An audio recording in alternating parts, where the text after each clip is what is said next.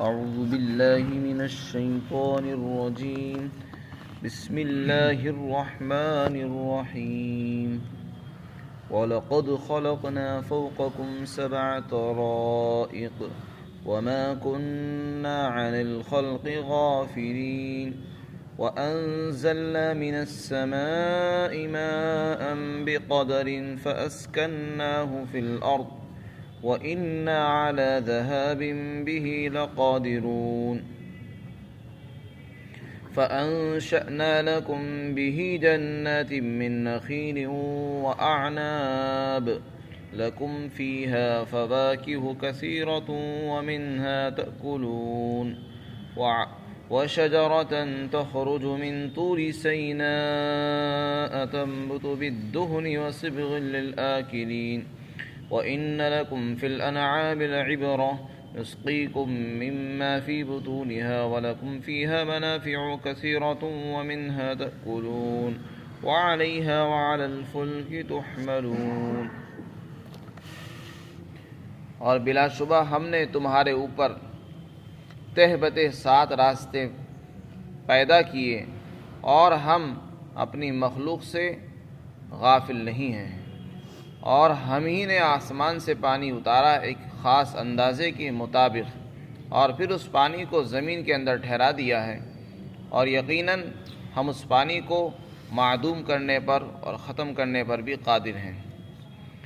اور بے شک ہم نے تمہارے لیے اسی پانی سے کھجوروں کے اور انگوروں کے باغات پیدا کیے، تمہارے لیے ان باغات میں بہت سے میوے ہیں اور تم ان میں سے کھاتے بھی ہو، اور ایک ایسا درخت پیدا کیا جو طور سینا سے اگتا ہے، نکلتا ہے اور تیل کے ساتھ اگتا ہے، اور ایسے سالن کے ساتھ اگتا ہے جو کھانے والوں کے لیے ہوتا ہے۔ یقیناً تمہارے لیے جانوروں کے اندر بھی عبرت کا بڑا سامان موجود ہے، جو دودھ ان کے پیٹ میں ہوتا ہے ہم تمہیں وہ پلاتے ہیں، اور تمہارے لیے ان جانوروں میں اور بھی بہت سے فائدے ہیں، اور ان جانوروں کو تم کھاتے ہو، اور ان پر اور اسی طرح کشتیوں پر تم کو سوار کیا جاتا ہے۔ اللہ تعالیٰ اپنے انعامات کو بیان فرماتے ہیں۔ اللہ نے انسان پر بے شمار احسانات اور انعامات فرمائے ہیں۔ اللہ تعالیٰ قرآن کریم میں جگہ جگہ اپنے احسانات کو یاد دلاتے ہیں تاکہ بندہ اللہ کو پہچانے، اس کے احسانات کو یاد کر کے اس کا شکر ادا کرے۔ چنانچہ اللہ تعالیٰ نے اپنے احسانات کو ذکر کرتے ہوئے فرمایا کہ ہم نے دیکھو تمہارے اوپر 7 راستے بنائے۔ اس سے پہلے انسان کی تخلیق اور پیدائش کا بیان تھا، اب آسمانوں کی تخلیق کو بیان کیا۔ 7 طرائق سے مراد 7 راستے، مفسرین نے لکھا ہے کہ اس سے مراد ہے 7 آسمان۔ طرائق طریق کی جمع ہے، طریق کہتے ہیں راستے کو، طریقہ کے معنی راستہ۔ آسمانوں کو 7 راستے اس بنیاد پر کہا گیا ہے کیونکہ وہ فرشتوں کی گزرگاہیں ہیں۔ فرشتے آسمان سے زمین پر اور زمین سے آسمان پر انہی راستوں سے جاتے ہیں، اور اللہ کے پیغامات بندوں تک پہنچاتے ہیں، وہ انہی راستوں سے گزر کر پہنچتے ہیں، تو اس لیے ان کو 7 راستے سے تعبیر فرمایا ہے۔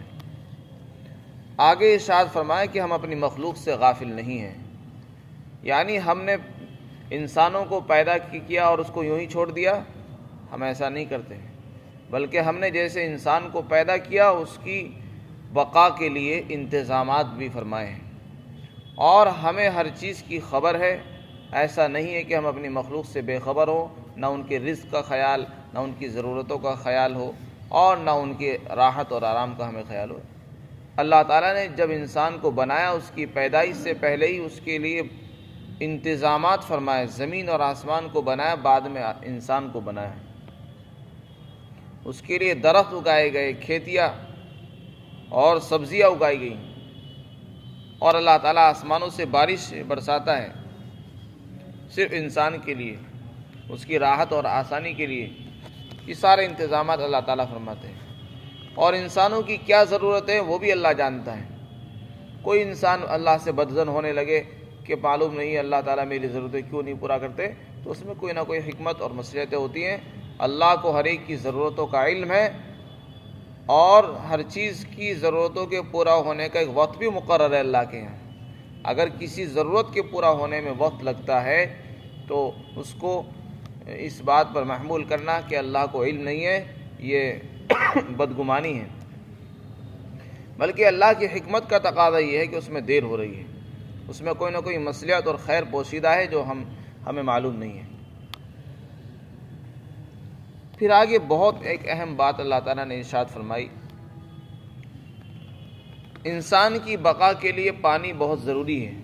انسان اور جانور بغیر پانی کے زندہ نہیں رہ سکتے،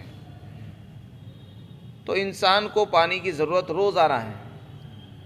اب پانی اللہ تعالیٰ اس کے لیے اگر روزانہ اتارتے تو یہ بھی انسان کے لیے مصیبت بن جاتا، روزانہ اس کے لیے بارشیں ہوتی تو یہ اس کے مزاج کے بھی خلاف ہے۔ انسان بھی نہیں چاہتا کہ روزانہ بارشیں ہوں، کیونکہ اس کے لیے کاروبار کے مسائل ہیں، آمد و رفت کے مسائل ہیں، اور اس کے بہت سی ضروریات ہیں جو جڑی ہوئی ہیں راستوں سے۔ تو اگر روزانہ بارشیں ہونے لگتی تو انسان پریشان ہو جاتا اور اس کے لیے بڑی مصیبت پیدا ہو جاتی۔ اللہ نے پانی کا ایسا نظام بنایا ہے کہ انسان کی جتنی ضرورت ہو اتنا ہی آسمان سے پانی برساتے ہیں، اور جب ضرورت پوری ہو جاتی تو آسمان سے پانی روک دیا جاتا ہے۔ اس میں اللہ کی بڑی حکمت اور کاریگری نظر آتی ہے۔ انسان ذرا سا غور کرے، اگر اللہ تعالیٰ یہ کہہ دیتا کہ ہم تو پورے سال کا پانی اکٹھا ہی اتار رہے ہیں، جس کو بھرنا ہو بھر لے، اپنی ضرورتوں کا سامان اکٹھا کرنا ہو کر لے، سال بھر کوئی بارش نہیں ہوگی، بس سال میں ایک مرتبہ فلاں تاریخ کو بارش ہو جائے گی، اور اپنی ساری ضرورت پورے سال کی ضرورت کو لے پانی اکٹھا کر کے رکھ لیں آپ، تو یہ انسان کے بس میں نہیں تھا۔ یہ انسان کے بس سے باہر ہے کہ انسان اپنی ضرورتوں کے لیے پانی کو محفوظ کرے۔ اگر وہ کر بھی لیتا تب بھی انسان اس کو محفوظ نہیں رکھ سکتا، پانی خراب ہو جاتا، گندا ہو جاتا۔ تالابوں میں، حوضوں میں، نہروں میں اگر وہ جمع بھی کرتا تو وہ گندا ہو جاتا، اس میں کیڑے پیدا ہو جاتے، اس میں بدبو تعفن پیدا ہو جاتا۔ یہ ممکن ہی نہیں تھا کہ انسان اپنی ضرورت کی چیزوں کو ہی محفوظ رکھ سکے، حالانکہ اس پر انسان کی زندگی کا مدار ہے، اور وہ برباد ہو جاتی۔ تو ضرورت سے زیادہ اگر پانی اتر جائے وہ بھی انسان کے لیے مضر، انسانی جانیں ضائع ہو جاتی ہیں، سیلاب آ جاتا ہے۔ اگر زیادہ پانی اترتا تو اس سے سیلاب آ جاتا زمین میں، انسان مر جاتے، جانور مر جاتے، عمارتیں، کھیتیاں برباد ہو جاتی۔ اور اگر ضرورت سے کم اللہ تعالیٰ پانی اتارتے تو پھر ضرورتیں پوری نہ ہوتی۔ اللہ نے خاص مقدار میں پانی اتارا ہے، چنانچہ اللہ تعالیٰ خاص اندازے سے پانی اتارتے ہیں، اس کے بعد زمین کی اور کھیتیوں کی جو ضرورت ہوتی ہیں وہ سیراب ہو جاتی ہیں، اس کے بعد باقی پانی ندیوں میں، نالوں میں اور تالابوں میں پہنچ جاتا ہے، اور باقی پانی کو زمین جذب کر لیتی ہے اپنے اندر۔ لیکن اس بارش سے بھی انسان کی ضرورتیں پوری نہیں ہوتی۔ انسان کی ضرورت تو روزانہ کی ہے، اللہ نے اس کے لیے عجیب و غریب انتظامات فرمائے ہیں۔ مفسرین نے لکھا ہے کہ اللہ تعالیٰ نے آسمان سے پانی اتارا اور اس کو برف کی شکل میں پہاڑوں کی سروں پر رکھ دیا۔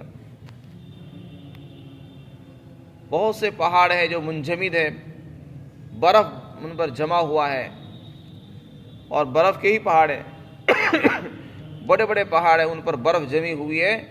وہ در حقیقت پانی کو ایک محفوظ کرنے کا ایک انتظام اللہ نے فرمایا ہے۔ پانی کو جمع بھی دیا ہے تاکہ وہ خراب نہ ہو، برف کی طرح ٹھنڈا بھی رہے گا، اور اتنی بلندی پر ہے کہ وہاں نہ گرد اور غبار آئے گا، نہ دھول مٹی پہنچے گی، نہ کوئی انسان پہنچ سکتا ہے، نہ کوئی جانور پہنچے گا جو اس کو گندا کرے۔ تو پہاڑوں کی چوٹیوں پر اللہ نے پانی کو برف کی شکل میں محفوظ کر رکھا ہے، ایک بہت بڑا ذخیرہ ہے جو بحر منجمد ہے، جمع ہوا سمندر ہے۔ جب اللہ انسان کی ضرورت ہوتی تو اللہ تعالیٰ اس کو پگھلاتے رہتے ہیں، اور وہ پگھل کر وہ ندیوں میں، نالوں کی شکل میں انسان کو پہنچتا رہتا ہے۔ اور پھر اللہ نے پہاڑوں کے اندر بھی ایسی رگیں بنائی ہیں کہ وہ پانی اس میں سے رستا رہتا ہے اور زمین کی تہہ میں پہنچ جاتا ہے۔ زمین کے اندر ایسی اللہ نے پائپ لائن بچھا دی ہے کہ بارشیں ہوتی ہیں وہ پانی زمین اپنے اندر جذب کر لیتی ہے، پہاڑوں سے اوپر سے جو پانی رس رس کر بہتا ہے وہ زمین اپنے اندر اس کو جذب کرتی رہتی ہے۔ کچھ پانی تو ندی اور نالوں کے ذریعے سے انسان کو پہنچ جاتا ہے، اور بہت سا پانی زمین کی تہ میں چلا جاتا ہے، کیونکہ اس کو پانی کو سارے علاقوں میں پہنچانا ہے، زمین کے ہر ٹکڑے تک پہنچانا ہے۔ تو اللہ نے زمین کے اندر اندر ہی ایسا نظام بنا دیا کہ اگر انسان کبھی بھی نکالنا چاہے، جب اس کو ضرورت ہو، وہ کنواں کھودے یا نل لگائے یا سمرسیبل لگائے اور اپنی ضرورت کا پانی وہیں سے وقت پر نکالتا رہے۔ چنانچہ ہر انسان اپنی ضرورت کا پانی زمین سے نکالنا ہے۔ یہ زمین کے اندر پانی کس نے رکھا ہے چھپا کر؟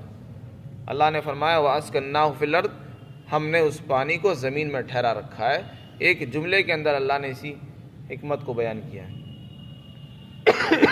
یہ پانی اترتا اوپر سے ہے، اور پھر اللہ تعالیٰ کچھ پانی کو جما دیتے ہیں، اور بہت سا پانی زمین اپنے اندر جذب کر لیتی ہیں، بہت سا پانی ندیوں میں چلا جاتا ہے، انسان پیتے ہیں، جانور پیتے ہیں، کھیتیاں سیراب ہو جاتی ہیں، اور باقی پانی وہ زمین کے اندر محفوظ ہو جاتا ہے۔ پھر جب چاہتا ہے انسان اس میں سے کنواں کھودتا ہے اور نکل آتا پانی۔ اور کبھی کبھی بہت سے علاقوں میں پانی خود پھوٹ جاتا ہے، چشمہ نکلتا ہے، ابلتا ہے، اور پانی ابلنا شروع ہو جاتا ہے، اسی سے نہریں ندیاں نکل آتی ہیں۔ یہ عجیب اور غریب انتظام اللہ نے فرمایا ہے پانی کی حفاظت کا۔ اگر کسی انسان کو کہا جاتا کہ تم سال بھر کے لیے اپنا پانی اکٹھا کر لو، نہیں کر سکتا تھا، خراب ہو جاتا، برباد ہو جاتا، حالانکہ اس پر انسان کی زندگی کا مدار ہے۔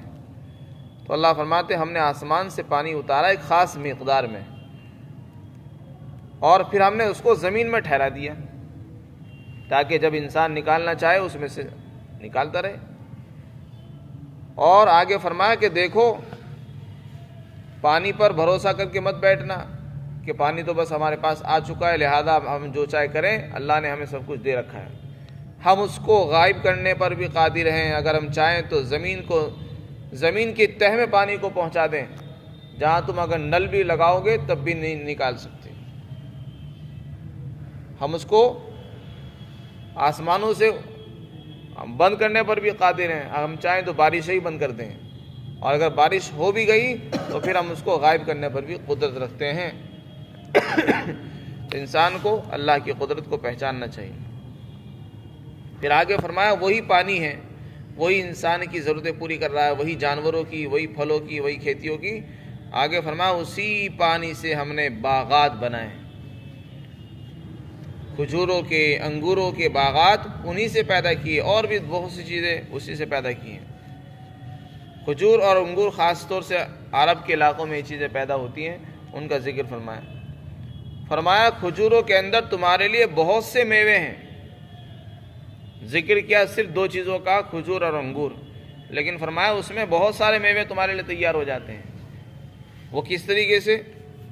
اللہ نے کھجور بنائی ہے، اور انسان چاہتا ہے کہ کھجور میں ابھی نہیں کھانا چاہتا، میں اگلی فصل تک اس کو رکھنا چاہتا ہوں، تو وہ اس کو سکھاتا ہے، اس سے وہ چھوارا تیار ہو جاتا ہے۔ انگور اب نہیں کھانا چاہتا، اس کو سکھا دیتا ہے، اس سے کشمش اور منقع تیار ہو جاتی ہیں، اور وہ اگلی فصل تک پورے سال اس کے لیے کام آتی ہے، اور پورے سال تک وہ اس کو استعمال کرتا رہتا ہے۔ تو ایک میوے سے دوسرا میوہ تیار ہو جاتا ہے۔ فرمایا تمہارے لیے اس میں اور بہت سارے میوے ہیں، اور بھی انسان اس کے علاوہ بہت سی چیزیں بنانا چاہے تو بنا سکتا ہے، اور تم اس میں سے کھاتے ہو۔ پھر آگے ایک اور انعام ذکر فرمایا کہ دیکھو ہم نے ایک ایسا درخت پیدا کیا ہے جو اپنے ساتھ تیل پیدا کرتا ہے، وہ ہے زیتون کا درخت، جو خاص طور سے طور سینا یعنی سینا کا جو پہاڑی سلسلہ ہے جہاں پر کوہ طور واقع ہے، اور اللہ تعالیٰ نے حضرت موسیٰ علیہ السلام سے ہم کلامی فرمائی، اور حضرت موسیٰ علیہ السلام کو نبوت سے سرفراز فرمایا، اسی پہاڑی پر اور اسی پہاڑی سلسلے میں وہ درخت پیدا ہوتا ہے، اور اس کے اندر تیل ہوتا ہے، اس کو زیتون کا تیل کہتے ہیں۔ قرآن کریم میں یہاں پر دو اس کے بڑے فائدے بیان کیے ہیں، ویسے تو اس کے بے شمار فائدے ہیں، لیکن یہاں خاص طور سے دو چیزوں کا ذکر فرمایا کہ وہ درخت ایسا ہے جو اپنے ساتھ تیل لے کر اگتا ہے، اس کا تیل بڑا مفید ہوتا ہے، انسان اس کو اپنے بدن پر لگاتا ہے اور سر میں مالش کرتا ہے، اور بدن کی اس کی مالش کرتا ہے۔ اسی طرح وہ تیل سالن کا بھی کام دیتا ہے کھانے والوں کے لیے۔ عرب کے لوگ سالن کی جگہ روٹی اسی میں لگا کر سالن کی طرح اس کو استعمال کرتے ہیں۔ تو زیتون کا جو تیل ہے وہ بڑا مفید ہے، صحت مند بھی ہے، اور انسان کے لیے غذا بھی دینے والا بھی ہے، اور انسان کی اندرونی بیماریوں کو بھی دور کرنے والا ہے، اور اس میں اللہ نے بڑی برکتیں رکھی ہیں۔ قرآن کریم میں اس کے درخت کو برکت والا درخت ارشاد فرمایا ہے، فرمایا اور ایک ایسا درخت پیدا کیا ہم نے جو طور سینا سے نکلتا ہے۔ طور سینا، طور تو ایک پہاڑی کا نام ہے، اور سینا اس جگہ کا نام ہے جہاں یہ پہاڑیاں واقع ہیں۔ ایک لمبا سلسلہ ہے پہاڑیوں کا جو ملک شام کے اندر واقع ہے۔ تنبت بالدہن، وہ درخت تیل کے ساتھ اگتا ہے، اور فرمایا اور کھانے والوں کے لیے سالن لے کر بھی اگتا ہے۔ اس کا جو تیل ہے وہ سالن کا بھی کام کرتا ہے، جیسے کہ سرکے کو حدیث میں آتا ہے نعم الادام والخل، سرکہ بہترین سالن ہے۔ اسی طرح قرآن میں زیتون کے تیل کو بہترین سالن سے تعبیر فرمایا ہے۔ آگے ارشاد فرمایا وَإِنَّ لَكُمْ فِي الْأَنْعَامِ لَعِبْرَةً، اور چوپاؤں کے اندر بھی تمہارے لیے عبرت کا، نصیحت کا سامان ہے۔ اپنے جانوروں میں غور کرو، بھینس ہے، گائے ہیں، بکریاں ہیں، بھیڑ ہے، دمبے ہیں، اونٹ ہیں، یہ اللہ نے بہت سے جانور تمہارے لیے حلال کیے ہیں۔ ان کے اندر کتنے سارے فائدے ہیں، عجیب و غریب چلتی پھرتی مشینیں، ان سے تم دودھ پی رہے ہو، جہاں چاہتے ان کو لے جاتے ہو، کبھی پہاڑوں پر، کبھی زمین پر، اور اگر ایک علاقے میں انسان رہنا نہیں چاہتا تو دوسرے شہر میں چلا جاتا ہے، تو یہ چلتی پھرتی مشینیں، ان سے دودھ تیار ہو جاتا ہے، اور ان کے بال جو ہوتے اس سے انسان کے لیے اون تیار ہوتی ہے، اس سے کپڑے بناتا ہے، اور ان کا گوشت بھی کھاتا ہے، اور اگر ضرورت پڑے تو ان کے اوپر بار برداری یعنی سامان بھی لاد کر لے جاتا ہے۔ تو ان کے کتنے سارے فائدے اللہ نے رکھے ہیں، ان کا جسم بھی، ان کی ہڈیاں بھی، ان کی کھال بھی، ہر چیز ان کی مفید ہوتی ہے۔ فرمایا اور تمہارے لیے ان میں عبرت کا سامان ہے، ہم تمہیں پلاتے ہیں وہ دودھ جو ان کے پیٹ میں رکھا ہے۔ سورہ نحل میں فرمایا کہ اللہ تعالیٰ تمہیں دودھ نکال کر پلاتے ہیں ایسی جگہ سے جو خون اور گوبر کے بیچ میں ہوتی ہے۔ خون اور گوبر کے بیچ میں سے اللہ تعالیٰ دودھ کو پیدا فرماتے ہیں، جو دونوں ہی ناپاک اور گندی چیزیں ہیں۔ خون بھی ناپاک ہے اور گوبر بھی ناپاک ہے، اللہ تعالیٰ اس دونوں ناپاک چیزوں کے بیچ میں سے ایک پاکیزہ اور حلال چیز پیدا فرماتے ہیں۔ تو اس میں بھی اللہ تعالیٰ کی کارگری نظر آتی ہے، انسان کو اس میں غور کرنا چاہیے۔ اور فرمایا اور تمہارے لیے ان جانوروں میں اور بھی بہت سارے فائدے ہیں، یعنی ان کی ہر چیز تمہارے لیے کام آتی ہے، ان کا چمڑا کام آتا ہے، ہڈیاں کام آتی ہیں، ان پر بار برداری کرتے ہو۔ وَمِنْهَا تَأْكُلُونَ، اور ان میں سے تم کھاتے بھی ہو اور ان پر سواری کرتے ہو، اور اسی طرح کشتیوں پر بھی تم سوار کیے جاتے ہو، خود بھی سوار ہوتے ہو اور سامان بھی لاتے ہو۔ تو اس طریقے سے اللہ تعالیٰ نے بہت سے انعامات کو ذکر فرما کر انسان کو دعوت توحید دی ہے، اور اس بات کی دعوت دی کہ انسان اللہ کو پہچانے اور اپنے رب پر ایمان لائے اور اسی کے سامنے سر جھکائے، اسی سے مدد مانگے۔ وہی خالق اور مالک ہے اور سب کا رازق ہے۔ اللہ تعالیٰ ہم سب کو یقین عطا فرمائے۔